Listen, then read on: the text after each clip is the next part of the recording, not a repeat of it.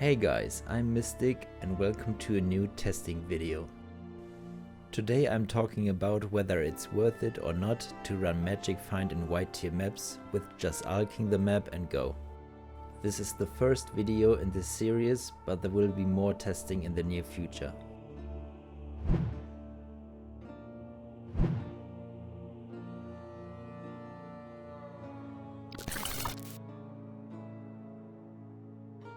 Okay, let's talk about how I did the test. I started with 24 white maps that I like to run, in this case Tower and Underground Sea. I just alked them and ran them without adding sextants, fragments, missions, scarabs, etc. Pretty much just alk and go, except for reflect mods. After those first 24 maps, I just ran what I got back, mostly Courtyard, Lookout, Haunted Mansion, Lava Chamber and Plateau, until I've ran 100 maps. The maps were run at Awakening level 7 and without a favorite map selected on the atlas. I've used the chaos recipe to further increase the profit, but to be honest, I did not keep track of how many recipes I've done. These are the stats regarding Magicfind. Let's start with the things I did not include in the calculation. The contracts. Of course you can sell them, especially in bulk, but this is very league specific and I want this video to still be kinda accurate in 3.13. I found 12 blueprints in those 100 maps, so it took me between 8 and 9 maps to find one blueprint. For the rest of the contracts I've listed them here, grouped by their respective job requirements for you.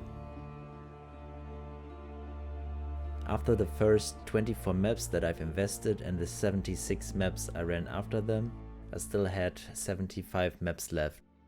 Every map could be sold for about 1 chaos each, maybe more in bulk, but I'll leave it at 1C. With a favorite map selected you could profit more though. As for divination cards, I haven't found anything special, and the survivalist cards were turned in for alchemy orbs, so they are not listed here. I should mention that Exile lists a lot of them for too much currency in my opinion, so keep that in mind.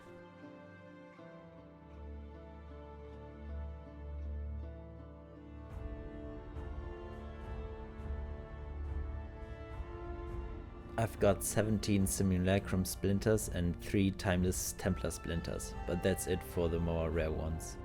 The rest of the splinters are just whatever, but you can see for yourself. There are not really any uniques worth mentioning. I've found a Mark of Submission, a Wind Ripper and a Bloodseeker, and some other 1C uniques, but I didn't keep them or I've tried to val them for profit, because most of them won't sell anyways. Some maps had val side areas which resulted in some sacrifice fragments that aren't worth anything anymore at this point in the league. I've also encountered some blights, metamorphs, trapped monsters and delirium portals in the maps, which resulted in these catalysts, oils, fossils, essences, blighted maps and incubators. For raw currency, the most notable things are the 164 chaos orbs, the 4 divine orbs, the 568 jeweler orbs, 70 fusings and 93 alteration orbs. And yes, I did not find an exalted orb. A lot of them came from the chaos recipe, 6 sockets, and 1 divine orb came from a 6ling of a vile side area. A little side note, I've started with 54 alchemy orbs, and without the survivalist divination cards I would have been in a deficit of 14. But I also have to mention that I haven't picked up any worthless uniques, so that would have sustained them. Okay, let's see the end result of this test. It took me 5 hours and 24 minutes to run the 100 maps. So that's a bit over 3 minutes per map, but doing chaos recipes are included in that time.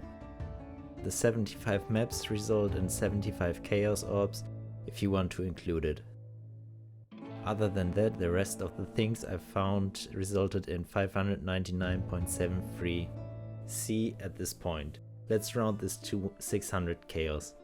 So we get about 111.11 C per hour without maps and 125 C per hour with maps included. It could be easily higher when you do some contracts and or temples for rings and amulets. Those two are the only factor that limits your chaos recipe profit. I hope you find this testing video helpful. If you would like me to cover any other test or topic, then let me know in the comments. Also, if you enjoyed the video, any likes and subs are always appreciated and help me out a lot. Okay guys, thanks for watching and see you next time. Peace!